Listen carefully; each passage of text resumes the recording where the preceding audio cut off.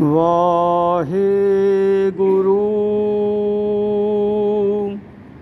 ਵਾਹਿਗੁਰੂ ਵਾਹਿਗੁਰੂ।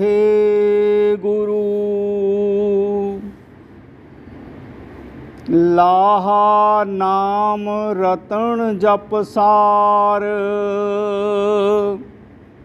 ਲਬ ਲੋਭ ਬੁਰਾ ਅਹੰਕਾਰ। ਲਾੜੀ ਚਾੜੀ ਲਾਇਤਬਾਰ, ਮਨ ਮੁਖ ਅੰਧਾ ਮੁਗਧ ਗਵਾਰ।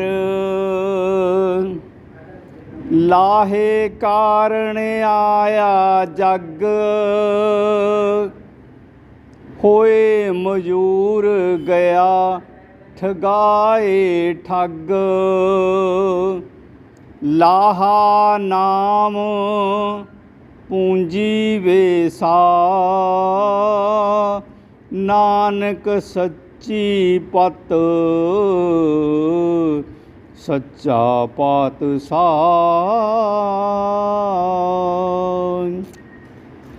ਸਾਧ ਸੰਗਤ ਜੀ, ਫਤਿਹ ਬੁਲਾਓ। ਵਾਹਿਗੁਰੂ ਜੀ ਕਾ ਖਾਲਸਾ, ਵਾਹਿਗੁਰੂ ਜੀ ਕੀ ਫਤਿਹ। ਸਾਧ ਸੰਗਤ ਜੀ, ਆਪਾਂ ਸਾਹਿਬ ਸ੍ਰੀ ਗੁਰੂ ਨਾਨਕ ਦੇਵ ਮਹਾਰਾਜ ਜੀ ਦੀ ਗੁਰਬਾਣੀ ਦੱਖਣੀ ਓਂਕਾਰ ਦਾ ਵਿਚਾਰ ਕਰ ਰਹੇ ਹਾਂ। ਅੱਜ ਅਗਲਾ ਬੰਦ ਜਿਹੜਾ ਹੈ ਅਸੀਂ ਸ਼ੁਰੂ ਕਰਨਾ ਹੈ ਔਰ ਉਸ ਦਾ ਵਿਚਾਰ ਕਰਦੇ ਹਾਂ ਕਿ ਸਤਿਗੁਰੂ ਸਾਨੂੰ ਕੀ ਬਖਸ਼ਿਸ਼ ਕਰਦੇ ਹੈ। ਲਾਹਾ ਨਾਮ ਰਤਨ ਜਪ ਸਾਰ।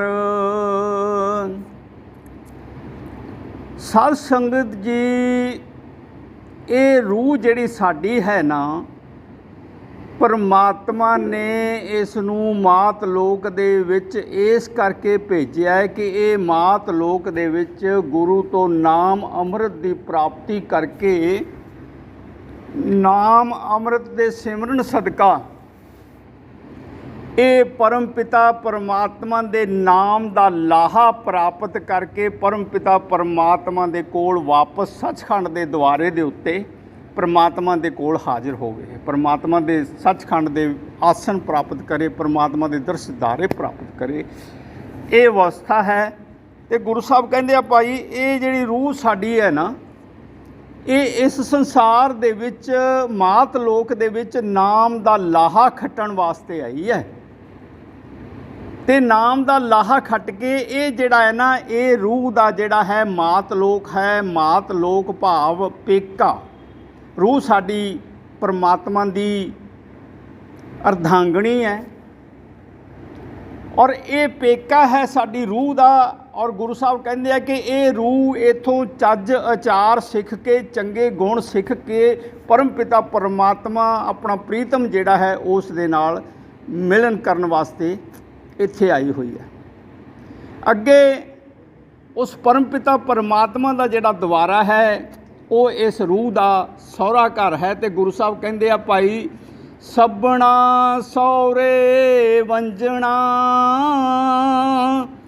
ਸਭ ਮੁਕ ਲਾਵਣ ਹਾਰ।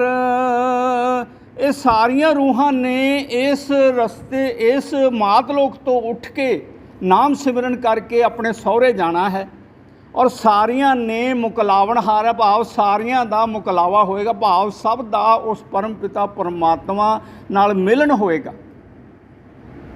ਹੁਣ ਇਹ ਗੁਰੂ ਸਾਹਿਬ ਬਖਸ਼ਿਸ਼ ਕਰਦੇ ਆ, ਭਾਈ ਮਿਲਨ ਕਿਵੇਂ ਹੋਏਗਾ?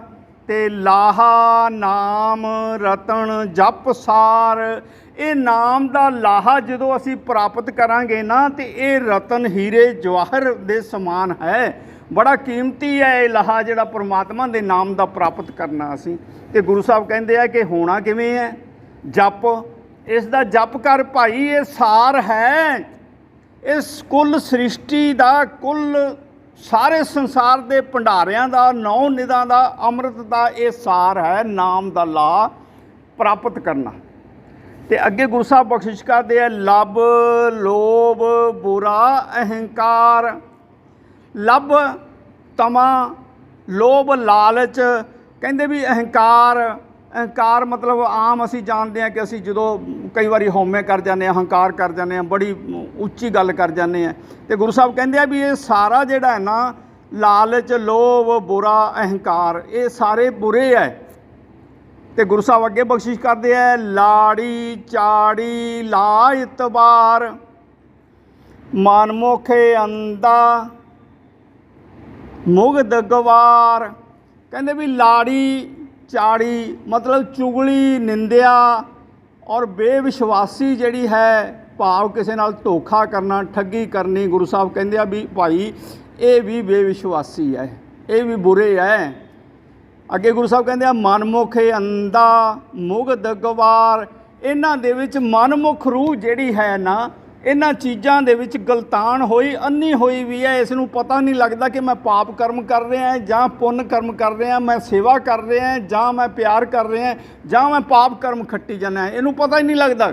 ਇਹ ਜੀਵਨ ਦੇ ਵਿੱਚ ਆਪਣੇ ਕਰਮ ਆਪਣੇ ਤਰੀਕੇ ਨਾਲ ਕਰਦਾ ਰਹਿੰਦਾ ਔਰ ਇਸ ਤਰ੍ਹਾਂ ਦੇ ਨਾਲ ਇਹਨੂੰ ਇਹ ਜਿਹੜਾ ਪਾਪ ਕਰਮ ਜਿਹੜੇ ਆ ਇਸ ਦੇ ਸਿਰ ਦੋਸ਼ ਬਣ ਜਾਂਦੇ ਆ। ਹੁਣ ਗੁਰੂ ਸਾਹਿਬ ਕਹਿੰਦੇ ਆ ਭਾਈ ਇਹ ਮਨਮੁਖ ਅੰਧੇ ਜਿਹੜੇ ਗਵਾਰ ਮੂਰਖ ਲੋਕ ਹੈ, ਇਹ ਇਸ ਤਰ੍ਹਾਂ ਹੀ ਕਰਦੇ ਆ। ਕਹਿੰਦੇ ਫਿਰ ਲਾਹੇ ਕਾਰਨ ਆਇਆ ਜਗ, ਹੋਏ ਮਜੂਰ ਗਿਆ ਠਗਾਏ ਠੱਗ।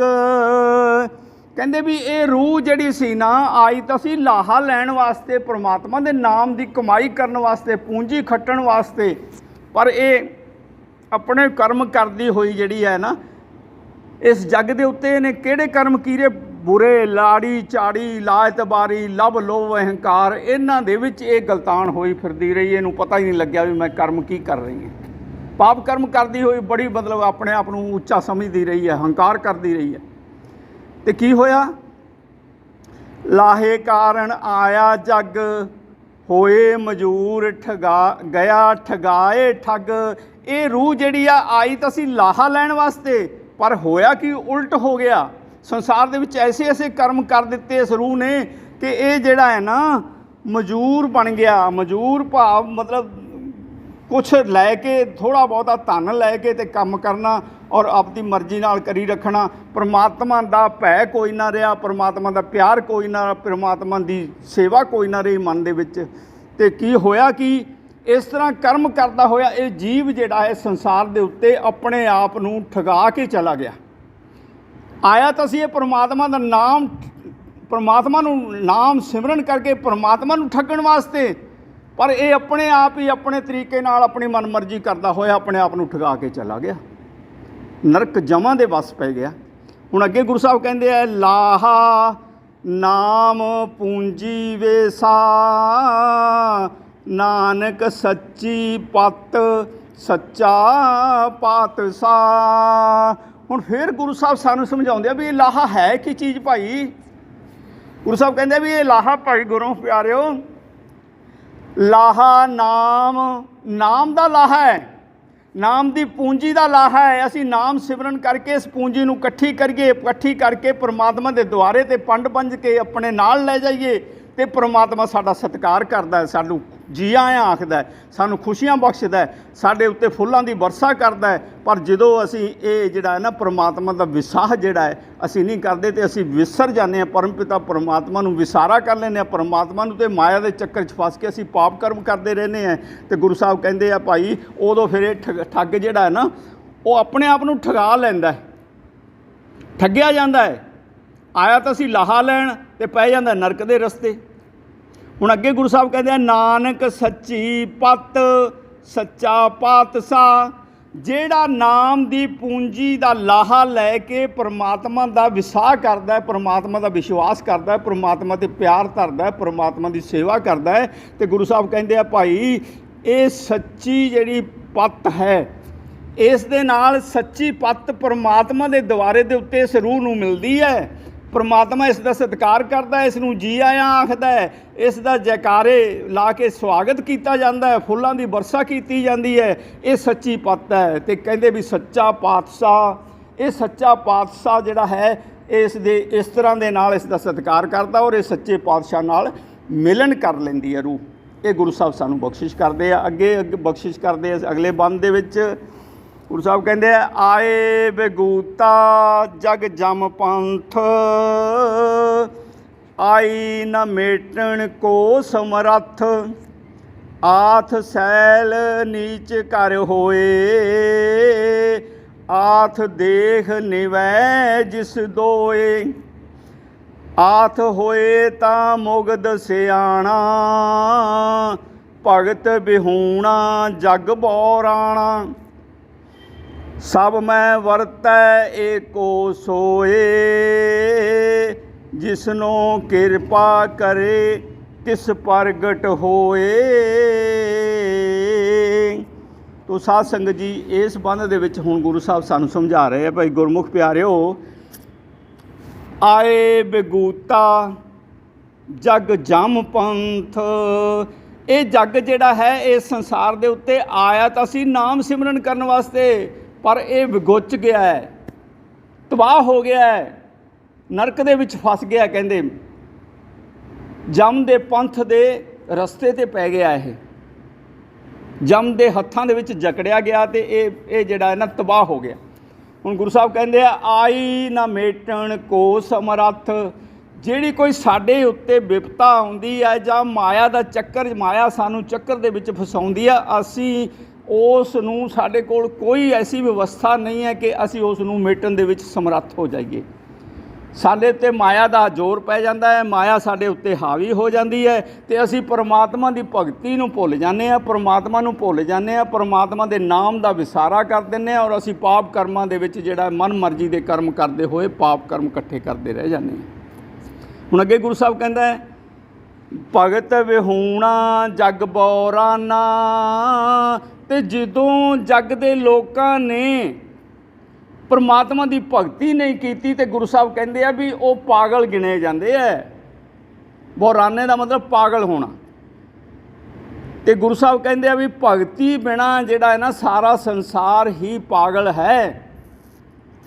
ਹੁਣ ਅੱਗੇ ਗੁਰੂ ਸਾਹਿਬ ਕਹਿੰਦੇ ਆ, ਸਭ ਮੈਂ ਵਰਤੈ ਏਕੋ ਸੋਏ, ਜਿਸ ਦੀ ਅਸੀਂ ਭਗਤੀ ਕਰਨੀ ਹੈ ਪਰਮਾਤਮਾ ਦੀ, ਵਾਹਿਗੁਰੂ ਦੀ, ਗੁਰੂ ਸਾਹਿਬ ਕਹਿ ਰਹੇ ਆ ਵੀ ਉਹ ਸਾਰਿਆਂ ਦੇ ਵਿੱਚ ਵਰਤ ਰਿਹਾ, ਸਾਰਿਆਂ ਦੇ ਕਾਇਆ ਦੇ ਵਿੱਚ, ਅੰਤਰ ਹਿਰਦੇ ਦੇ ਵਿੱਚ, ਦਸਵੇਂ ਦੁਆਰ ਦੇ ਵਿੱਚ, ਨਿਜ ਘਰ ਦੇ ਵਿੱਚ ਉਹ ਪਰਮਪਿਤਾ ਪਰਮਾਤਮਾ ਹਾਜ਼ਰ ਹੈ।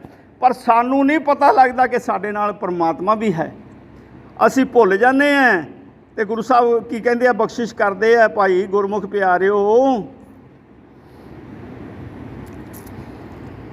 ਨਾਨਕ ਸੱਚੀ ਪਤ ਸੱਚਾ ਪਾਤਸ਼ਾਹ, ਉਹ ਸੱਚਾ ਪਾਤਸ਼ਾਹ ਜਿਹੜਾ ਹੈ ਨਾ, ਗੁਰੂ ਸਾਹਿਬ ਕਹਿੰਦੇ ਹੈ ਵੀ ਉਹ ਹਮੇਸ਼ਾ ਸੱਚੀ ਪਤ ਬਖਸ਼ਦਾ ਜੇ ਅਸੀਂ ਉਸ ਦਾ ਨਾਮ ਸਿਮਰਨ ਕਰਦੇ ਰਹੀਏ।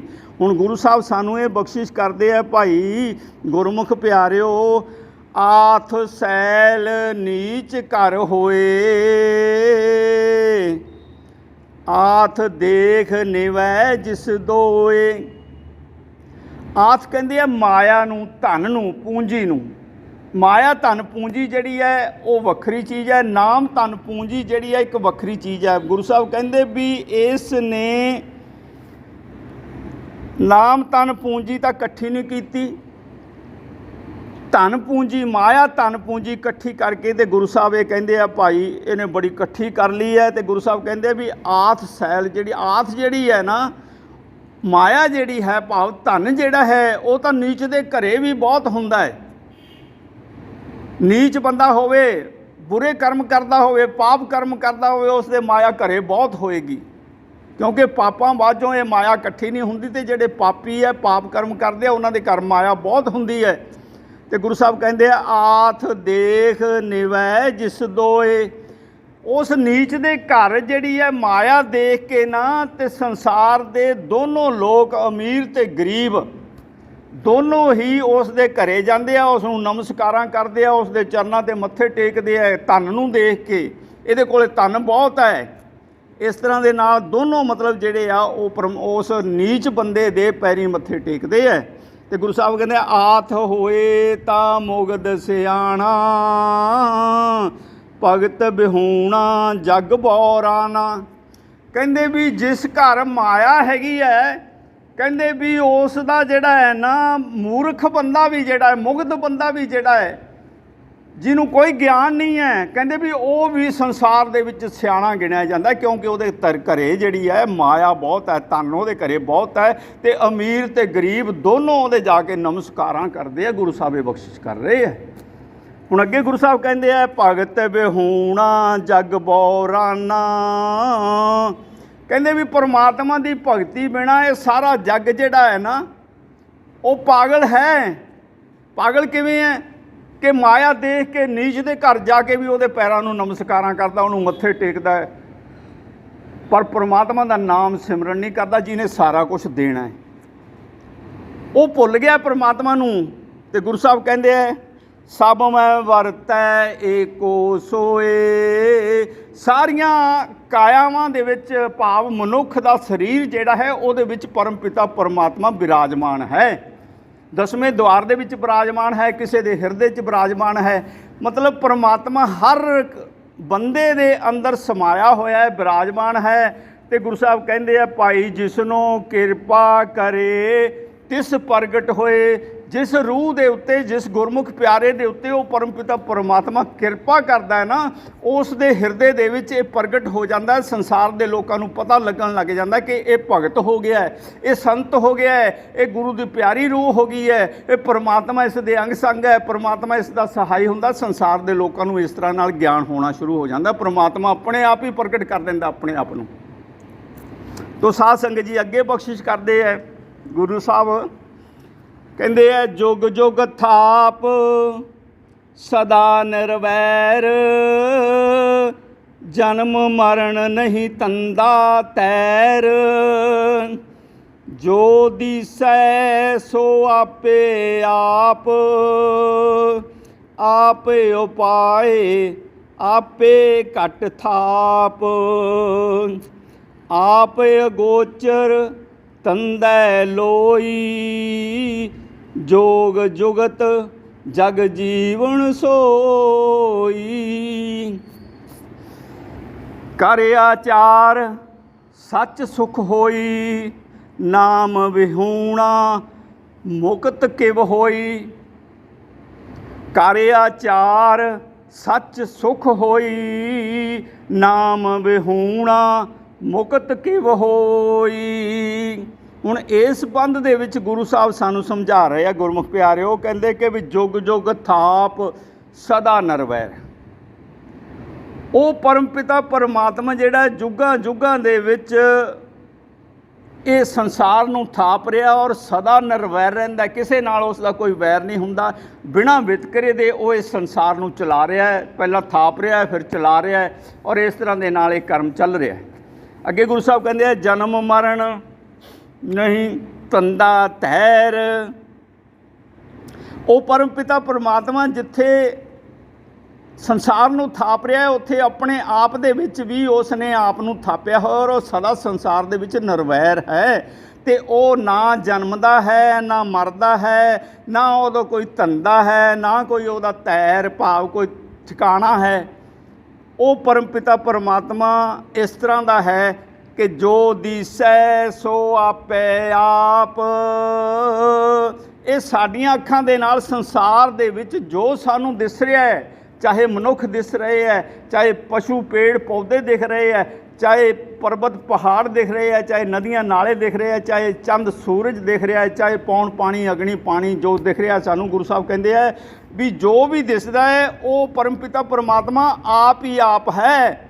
ਪੌਣ ਵੀ ਉਹ ਆਪ ਹੀ ਹੈ, ਪਵਨ ਵੀ ਉਹ ਆਪ ਹੀ ਹੈ, ਪਾਣੀ ਵੀ ਉਹ ਆਪ ਹੀ ਹੈ, ਅਗਨੀ ਵੀ ਉਹ ਆਪ ਹੀ ਹੈ, ਧਰਤੀ ਵੀ ਉਹ ਆਪ ਹੈ, ਸੂਰਜ ਵੀ ਉਹ ਆਪ ਹੈ। ਪਰਮਪਿਤਾ ਪਰਮਾਤਮਾ ਆਪ ਹੀ ਆਪ ਹੈ, ਸਾਰੇ ਸੰਸਾਰ ਦੇ ਵਿੱਚ ਸਾਨੂੰ ਦਿਖ ਰਿਹਾ। ਅੱਗੇ ਗੁਰੂ ਸਾਹਿਬ ਕਹਿੰਦੇ ਆਪ ਪਾਏ ਆਪੇ ਘਟ ਥਾਪ। ਗੁਰੂ ਸਾਹਿਬ ਕਹਿੰਦੇ ਵੀ ਆਪੇ ਹੀ ਉਹ ਸਾਡੇ ਘਟਾਂ ਨੂੰ ਥਾਪ ਕੇ, ਕਾਇਆ ਨੂੰ ਬਣਾ ਕੇ, ਸਰੀਰਾਂ ਨੂੰ ਬਣਾ ਕੇ, ਵਿੱਚ ਉਸ ਦੇ ਜੋਤ ਰੱਖ ਕੇ, ਆਪਣੀ ਜੋਤ ਰੱਖ ਕੇ, ਤੇ ਗੁਰੂ ਸਾਹਿਬ ਕਹਿੰਦੇ ਹੈ ਵੀ ਉਹ ਸਾਨੂੰ ਪੈਦਾ ਕਰਦਾ ਹੈ ਔਰ ਉਹ ਆਪ ਹੀ ਆਪ ਹੈ। ਸਾਰੇ ਸਾਡੇ ਅੰਤਰ ਹਿਰਦੇ ਦੇ ਵਿੱਚ, ਸਾਡੇ ਸਰੀਰ ਦੇ ਵਿੱਚ ਸਾਨੂੰ ਪੈਦਾ ਕਰਕੇ ਆਪ ਹੀ ਉਸ ਘਟ ਦੇ ਵਿੱਚ ਬਹਿ ਗਿਆ। ਇਹ ਗੁਰੂ ਸਾਹਿਬ ਬਖਸ਼ਿਸ਼ ਕਰ ਰਹੇ ਹੈ। ਹੁਣ ਅੱਗੇ ਗੁਰੂ ਸਾਹਿਬ ਬਖਸ਼ਿਸ਼ ਕਰਦੇ ਹੈ, ਆਪ ਅਗੋਚਰ ਧੰਦੈ ਲੋਈ। जोग जुगत जग जीवन सोई। गुरु साहब कहते भी आप अगोचर, अगोचर का मतलब होंदा ना जानिया जान वाला। कहते भी वो जानिया नहीं जा सकता, वो आप ऐसा है, पर सारा संसार जिहड़ा वो धंदियां दे विच फसिया होया, धंधे करी जांदा, पर उहनूं परमात्मा का कोई पता नहीं। जोग जुगत ते जे किते किसी गुरमुख प्यारी रूह दे उत्ते किरपा हो जाए उस परम पिता परमात्मा की, तो फिर कहते भी जोग जिहड़ा है परमात्मा की, जोग भाव परमात्मा का मिलन, तो जुगत कहते भी मिलन की जुगत जिहड़ी है परमात्मा की, तो वो जग जीवन सोई, वो जग नूं जीवन देण वाला वो परम पिता परमात्मा आप ही दसदा है, आप ही समझा दिंदा है कि जुगत ऐसी है, जोग परमात्मा नाल इस तरह होएगा। परमात्मा किरपा करके अपनी रूह नूं जिहड़ा है ये रस्ते ला दिंदा और अपना भेद सारे दसने शुरू कर दिंदा है। गुर किरपा जे नर को कीनी ते ए जुगत पछानी, नानक लीन पयो गोबिंद स्यो ज्यों पानी संग पानी। ऐसी अवस्था रूह की बन जाती है। अगे हुण गुरु साहब कहते हैं कर आचार सच सुख होई। आचार कहते हैं चंगे कम्मां नूं, साडे चंगे आचरण नूं, आचार व्यवहार नूं कहते हैं, चंगे कर्म करन नूं कहते हैं आचार व्यवहार। कहते भी हुण गुरु साहब सानूं बख्शिश करते हैं साडी रूह नूं कि भाई संसार दे विच हे गुरमुख प्यारिया, हे मनुख लोक, हे बंदिया, तू आचार धारण कर, चंगे कर्म कर, चंगा चाल चलन कर, चंगे रस्ते चल, चंगा बोल, चंगा खा, चंगा पी, बुरे रस्ते तो बच। तो फिर की होएगा? सच सुख होई। सच भाव परमात्मा का सुख तैनूं प्राप्त हो जाएगा। सच सुख परमात्मा का सुख होई, परमात्मा का सुख तैनूं प्राप्त हो जाएगा। फिर दूजे पासे ये भी कहते हैं नाम बेहूणा मुकत किम होई। जिन्हें नाम नहीं सिमरन किया, नाम गुरु तो प्राप्त नहीं किया, नाम का ओट आसरा नहीं लिया, परमात्मा का शरण होके परमात्मा की सिमरना नहीं की, तो कहते भी वो किवें मुक्त हो जाएगा? कहते बई उसकी मुक्ति नहीं होएगी भाई, वो तो 84 लाख जूनियां के चक्कर दे विच फसेगा ही फसेगा, उसका आवागमन नहीं कट्टिया जाएगा। गुरु साहब ये बख्शिश कर रहे हैं। अगे गुरु साहब अगले बंद दे विच सानूं दसदे है बिन नावै बेरोध शरीर, क्यों ना मिलै काटै मन पीर, बाट बटाऊ आवे जाए, क्या ले आया क्या पल्लै पाए, बिन नावै तोटा सब थाए, लाहा मिले जादे बुझाए, वणज व्यापार वणजै व्यापारी, बिन नावै कैसी पत सारी। ਹੁਣ इस बंद ਦੇ ਵਿੱਚ गुरु साहब सानू समझा रहे हैं गुरमुख प्यारिओ, कहते भी बिन नावै बेरोध शरीर, क्यों ना मिलै काटै मन पीर। नाम जिन्हां रूहां ने नहीं लिया प्राप्त किया गुरु कोलों, ते नाम सिमरना नहीं की, नाम नूं अपने हिरदे च नहीं वसाया, तो गुरु साहब कहते हैं कि बेरोध शरीर, साडा शरीर भी जिहड़ा है ना, जिन्हां ने नाम नहीं प्राप्त किया उन्हां दा शरीर भी दुश्मन बन जाता है, विरोध अड़चन बन जाता है भाव परमात्मा दे मिलन दे विच, क्योंकि नाम उन्होंने प्राप्त नहीं किया हुंदा। और शरीर भी जिहड़ा है वो जिहड़ा काया जिहड़ी है साडी, वो भी जिहड़ी है दुष्ट रस्तियां वाल चल के दुष्ट कर्म करती हुई जिहड़ी है परमात्मा के नाम तो विसारा कर लैंदी है। तो इस तरह के नाल बिना नाम दे जिहड़ा ना शरीर भी साडा साडे परमात्मा के मिलन दे विच अड़चन बन जाता है, दुश्मन बन जाता है। हुण अगे गुरु साहब कहते हैं भी क्यों ना मिले, रूह साडी फिर एक रौला पाई जाती है, क्यों ना मिले घट है मन पीर, मैनू परमात्मा क्यों नहीं मिलता, क्यों नहीं मिलता, मेरे मन की पीड़ क्यों नहीं कट्टी जाती, मैनू दुख क्यों हो रहे हैं, मैनू कष्ट क्यों हो रहे हैं, मैनू क्लेश क्यों हो रहा है। ये संसार के लोग इस तरह ही हाय हाय करते रह जाते। अगे गुरु साहब कहते हैं बाट वटाऊ आवे जाए, क्या ले आया क्या पल्लै पाए। गुरु साहब कहते हैं वाट कहते राह नूं, वटाऊ कहते राह ते चलण वाले नूं, किसी थां ते पहुँचण वाले बंदे नूं। तो कहते हैं भी ये वटाऊ जिहड़ा है ना आउंदा जांदा है, ਰਾਹ ਦੇ ਉੱਤੇ ਚੱਲਦਾ ਹੈ, ਕਿਤੇ ਜਾਂਦਾ ਹੈ, ਫਿਰ ਆ ਜਾਂਦਾ ਹੈ, ਫਿਰ ਕਿਤੇ ਹੋਰ ਜਾਂਦਾ ਹੈ। ਇਸ ਤਰ੍ਹਾਂ ਦੇ ਨਾਲ ਸਾਡੀ ਰੂਹ ਵੀ ਇਸ ਤਰ੍ਹਾਂ ਹੀ ਆਉਂਦੀ ਜਾਂਦੀ ਰਹਿੰਦੀ ਹੈ।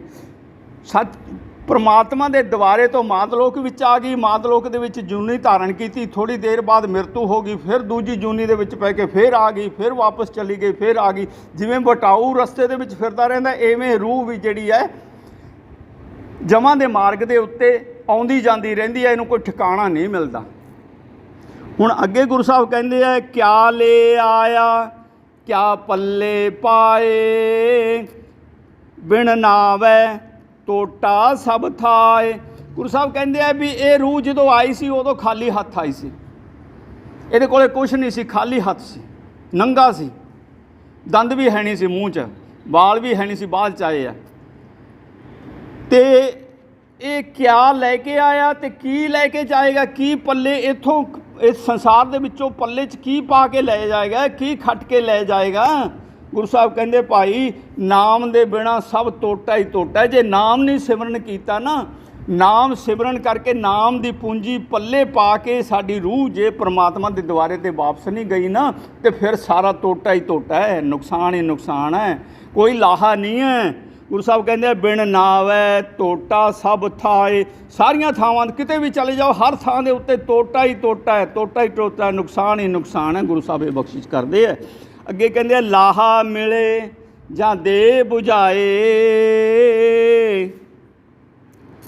ਜੇ ਲਾਹਾ ਮਿਲੇ ਨਾ, ਤੇ ਗੁਰੂ ਸਾਹਿਬ ਕਹਿੰਦੇ ਆ ਕਿ ਪ੍ਰਮਾਤਮਾ ਜੇ ਇਹ ਗੱਲ ਬੁਝਾ ਦੇਵੇ, ਸਾਨੂੰ ਮਨ ਦੇ ਵਿੱਚ ਸਾਡੇ ਪੱਕੀ ਹੋ ਜਾਵੇ, ਅਸੀਂ ਗੱਲ ਨੂੰ ਸਮਝ ਜਾਈਏ ਕਿ ਪ੍ਰਮਾਤਮਾ ਦੇ ਨਾਮ ਦੇ ਬਿਨਾਂ ਹਰ ਥਾਂ ਦੇ ਉੱਤੇ ਟੋਟਾ ਹੀ ਟੋਟਾ ਹੈ, ਨੁਕਸਾਨ ਹੀ ਨੁਕਸਾਨ ਹੈ। ਤੇ ਫਿਰ ਇਸ ਗੱਲ ਨੂੰ ਸਮਝ ਕੇ ਪ੍ਰਮਾਤਮਾ ਸਾਡੇ 'ਤੇ ਕਿਰਪਾ ਕਰੇ, ਸਾਨੂੰ ਬੁਝਾ ਦੇਵੇ, ਸਮਝਾ ਦੇਵੇ, ਤੇ ਅਸੀਂ ਨਾਮ ਸਿਮਰਨ ਕਰਨ ਲੱਗ ਜਾਈਏ। ਪ੍ਰਮਾਤਮਾ ਸਾਡੇ 'ਤੇ ਕਿਰਪਾ ਕਰੇ, ਅਸੀਂ ਨਾਮ ਸਿਮਰਨ ਕਰਨ ਲੱਗ ਜਾਈਏ। ਤੇ ਫਿਰ ਗੁਰੂ ਸਾਹਿਬ ਕਹਿੰਦੇ ਆ ਭਾਈ, ਫਿਰ ਗੁਰੂ ਦੀ ਕਿਰਪਾ ਹੁੰਦੀ ਹੈ, ਸਾਡਾ ਮਨ ਜਿਹੜਾ ਹੈ ਉਹ ਪ੍ਰਮਾਤਮਾ ਦੇ ਨਾਮ ਦੇ ਸਿਮਰਨ ਦੇ ਵਿੱਚ ਜੁੜ ਜਾਂਦਾ ਹੈ। ਤੇ ਫਿਰ ਇਸ ਤਰ੍ਹਾਂ ਦੇ ਨਾਮ ਦਾ ਸਿਮਰਨ ਦਾ ਵਣਜ ਕਰਦਾ ਹੋਇਆ ਜਿਹੜਾ ਵਪਾਰੀ ਜਿਹੜਾ ਹੈ ਨਾ, ਵਣਜ ਵਪਾਰ ਵਣਜੇ ਵਪਾਰੀ। ਜਿਵੇਂ ਵਣਜ ਕਰਦਾ ਹੋਇਆ ਭਾਵ ਕੋਈ ਸੌਦਾ ਕਰਦਾ ਹੋਇਆ ਵਪਾਰੀ ਸੁਦਾਗਰ ਜਿਹੜਾ ਹੈ ਨਾ, ਉਹ ਵਪਾਰ ਕਰਦਾ ਹੈ। ਇਸੇ ਤਰ੍ਹਾਂ ਹੀ ਫਿਰ ਸਾਡੀ ਰੂਹ ਜੇ ਨਾਮ ਦਾ ਸਿਮਰਨ ਕਰਕੇ, ਨਾਮ ਦੀ ਪੂੰਜੀ ਇਕੱਠੀ ਕਰਕੇ, ਨਾਮ ਦਾ ਧਨ ਇਕੱਠਾ ਕਰਕੇ, ਨਾਮ ਦਾ ਸੁਦਾਗਰ ਬਣ ਕੇ ਫਿਰ ਜਦੋਂ ਪਰਮਪਿਤਾ ਪਰਮਾਤਮਾ ਦੇ ਦੁਆਰੇ 'ਤੇ ਜਾਵੇਗੀ ਨਾ, ਉਦੋਂ ਸਾਡੀ ਪੱਤ ਹੋਏਗੀ। ਤੇ ਫਿਰ ਗੁਰੂ ਸਾਹਿਬ ਕਹਿੰਦੇ ਜੇ ਇਹ ਨਾਮ ਦੀ ਕਿਰਤ ਹਾਲੇ ਵੀ ਨਹੀਂ ਕੀਤੀ, ਨਾਮ ਦੀ ਪੂੰਜੀ ਹਾਲੇ ਵੀ ਇਕੱਠੀ ਨਹੀਂ ਕੀਤੀ, ਤੇ ਗੁਰੂ ਸਾਹਿਬ ਕਹਿੰਦੇ ਬਿਨ ਨਾਵੈ ਕੈਸੀ ਪੱਤ ਸਾਰੀ। ਨਾਮ ਤੋਂ ਬਿਨਾਂ ਕੈਸੀ ਪੱਤ ਹੈ। ਸਾਰੀ ਜ਼ਿੰਦਗੀ ਭਾਵੇਂ ਤੁਸੀਂ ਕੁਛ ਵੀ ਕਰਦੇ ਰਹੋ, ਜੇ ਨਾਮ ਨਹੀਂ ਸਿਮਰਨ ਕੀਤਾ ਤਾਂ ਤੁਹਾਡੀ ਪੱਤ ਇੱਜ਼ਤ ਪਰਮਾਤਮਾ ਦੇ ਦੁਆਰੇ ਤੁਹਾਨੂੰ ਮਾਣ ਨਹੀਂ ਮਿਲੇਗਾ। ਪਹਿਲਾਂ ਤਾਂ ਇਸ ਸੰਸਾਰ ਦੇ ਵਿੱਚ ਹੀ ਨਹੀਂ ਮਿਲੇਗਾ, ਫਿਰ ਪਰਮਾਤਮਾ ਦੇ ਦੁਆਰੇ 'ਤੇ ਵੀ ਨਹੀਂ ਮਿਲੇਗਾ। ਤੋ ਇਸ ਤਰ੍ਹਾਂ ਦੇ ਨਾਲ ਗੁਰੂ ਸਾਹਿਬ ਸਾਨੂੰ ਸਮਝਾਉਂਦੇ ਆ ਭਾਈ। ਇਸ ਤਰ੍ਹਾਂ ਅਸੀਂ ਵਿਚਾਰ ਕਰਦੇ ਹਾਂ ਭਾਈ, ਦੱਖਣੀ ਓਂਕਾਰ ਗੁਰਬਾਣੀ ਸਾਹਿਬ ਸ੍ਰੀ ਗੁਰੂ ਨਾਨਕ ਦੇਵ ਮਹਾਰਾਜ ਜੀ ਦੀ ਉਚਾਰਨ ਕੀਤੀ ਹੋਈ ਹੈ। ਇਹ ਜਿਹੜੀ ਹੈ YouTube ਦੇ ਉੱਤੇ ਦਾਸ ਦੇ ਚੈਨਲ ਦੇ, ਵਾਹਿਗੁਰੂ ਜੋਤ ਚੈਨਲ ਦੇ ਉੱਤੇ ਦਰਜ ਹੁੰਦੀ ਹੈ, ਔਰ ਉੱਥੋਂ ਇਹ ਖੋਲ੍ਹ ਕੇ ਸਾਰੀਆਂ ਸੰਗਤਾਂ ਇਸ ਬਾਣੀ ਦਾ ਲਾਹਾ ਪ੍ਰਾਪਤ ਕਰ ਸਕਦੀਆਂ, ਇਸ ਵਿਚਾਰ ਨੂੰ ਆਪਣੇ ਹਿਰਦੇ ਦੇ ਵਿੱਚ ਵਸਾ ਸਕਦੀਆਂ, ਸਮਝ ਸਕਦੀਆਂ, ਔਰ ਅੱਗੇ ਆਪਣਾ ਜੀਵਨ ਜਿਹੜਾ ਹੈ ਉਹ ਸਫਲਾ ਕਰ ਸਕਦੀਆਂ। ਤੋ ਸਾਧ ਸੰਗਤ ਜੀ, ਇੰਨੀਆਂ ਵਿਚਾਰਾਂ ਕਰਦੇ ਹੋਏ ਦਾਸ क्षमा ਦਾ ਜਾਚਕ ਹੈ। ਕੱਲ੍ਹ ਆਪਾਂ ਅੱਗੇ ਜਿਹੜੀ ਬਾਣੀ ਹੈ ਉਸ ਦਾ ਵਿਚਾਰ ਕਰਾਂਗੇ। ਵਾਹਿਗੁਰੂ ਜੀ ਕਾ ਖਾਲਸਾ, ਵਾਹਿਗੁਰੂ ਜੀ ਕੀ ਫਤਿਹ।